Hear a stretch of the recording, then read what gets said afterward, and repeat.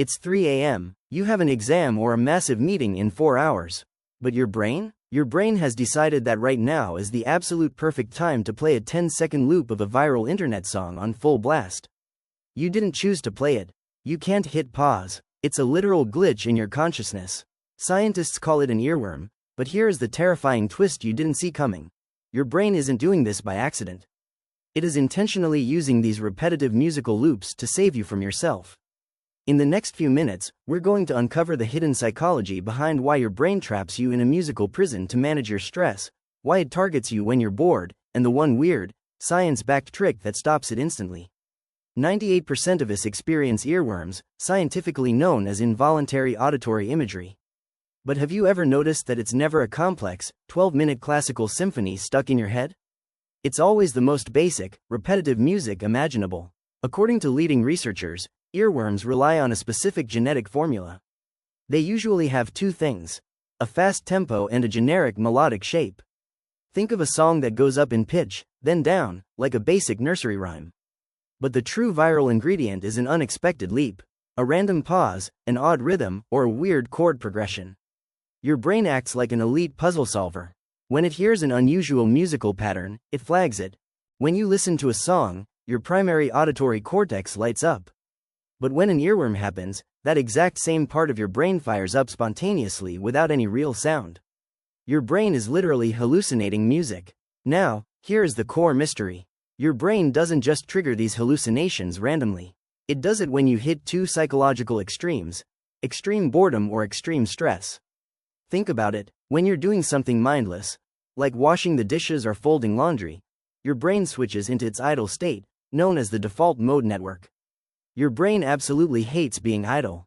To keep itself awake and stimulated, it pulls a highly memorable piece of media from your subconscious memory and loops it. It's a mental screensaver. But what about stress? When you are overwhelmed or anxious, your brain perceives your racing thoughts as a threat. To protect you from spiraling, it forces an earworm to the front of your mind. It uses the predictable, rhythmic loop of a familiar song as an emotional anchor to tune out the chaos. It's using a pop song as a chemical shield against panic. But if it's trying to help us, why does it only loop the same 5 seconds over and over again? Why can't it just play the whole track? This is where a sinister piece of human psychology comes into play, the Zeigarnik Effect. This psychological law states that the human brain possesses an absolute obsession with unfinished tasks. We remember incomplete events drastically better than completed ones. When you hear a catchy song on the radio, in a store, or on a short video clip, you usually only hear a snippet, typically the chorus.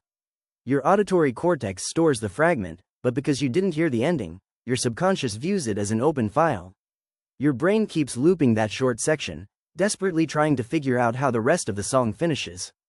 It's a hamster wheel of your own brain's making, trying to solve a puzzle it doesn't have all the pieces to. So, how do you break out of the loop and reclaim your sanity?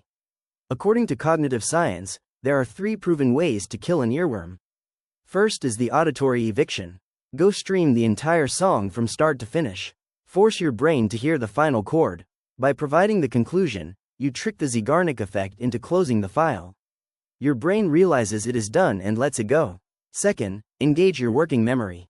Earworms live in your short-term verbal memory. If you force your brain to do a heavy verbal task, like a complex crossword puzzle, reading an engaging book, or solving an intense math problem, you physically hijack the neural pathways the song is using, starving the earworm of processing power. Third, use the easiest trick in the book.